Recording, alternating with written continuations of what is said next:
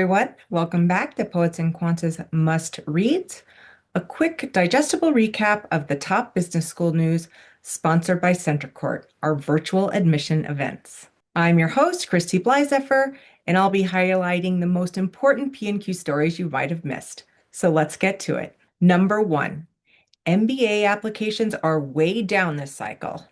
Is America driving away the world's talent? U.S. business schools are confronting one of the steepest declines in MBA applications in years, and the primary driver appears not to be the economy, rankings, or even tuition, but Washington, D.C. Across multiple full-time programs, data from rounds 1 and 2 of the current admission cycle point to declines of 20 to 30%, with the sharpest drop-off concentrated among international applicants according to admission officials and industry insiders familiar with the numbers. And we break down those unprecedented numbers in this story, now in our trending tab. Number 2, Oxford under scrutiny, how a mishandled safety case preceded the ouster of Saeed's dean. A UK nonprofit has publicly identified the Oxford professor accused of raping a junior colleague, a case that later intersected with the harassment investigation that ended the tenure of the Saeed dean. The allegations, as described by the Good Law Project, were followed by a separate inquiry into the dean that upheld multiple complaints of harassment. Together, the two cases have exposed what critics describe as a deeper institutional failure at Oxford, a system that struggled to protect staff, hesitated to confront senior figures, and allowed serious concerns to escalate rather than be contained. Read our full story on the allegations and their aftermath now from our homepage. Number 3, a Duke professor that appears prominently in the newly released Epstein files. A sweeping release of emails tied to convicted sex offender Jeffrey Epstein has drawn fresh attention to a Duke University professor and one of the most recognizable figures in behavioral economics.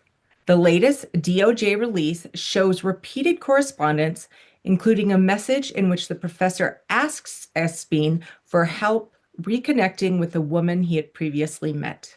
The connection was first reported by the Duke Chronicle, which reviewed the newly released archive. Read what the email said now from our homepage. Number 4, our weekly roundup of news you can use. No matter where you are in your MBA journey, we have several stories for you this week. First up, where jobs are growing this year and where they're not. The job market awaiting the class of 2026 isn't collapsing, but it isn't exactly roaring back either. This article, up now on our homepage, looks at all the numbers from Universum's 2026 Talent Outlook report. Next, what is too much information in MBA applications? This article, up now in our admissions hub, explains what to share and what not to when telling your personal story.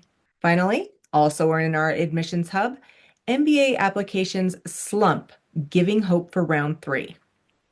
With international applications falling for the top US MBAs, this commentary from Matt Simons and Fortuna Admissions breaks down what that might mean for domestic hopefuls. And that's it for this week's Must Reads recap. I also want to alert school seekers to our events tab from our main menu. There you'll find all the upcoming admission events for a range of degrees and programs, including full-time and online MBAs, specialized masters, entrepreneurship, and more. Registration is free. Again, I'm Christy Blyzeffer, and you can join me next week right here for a recap of what's important in the world of business education. Thanks for listening.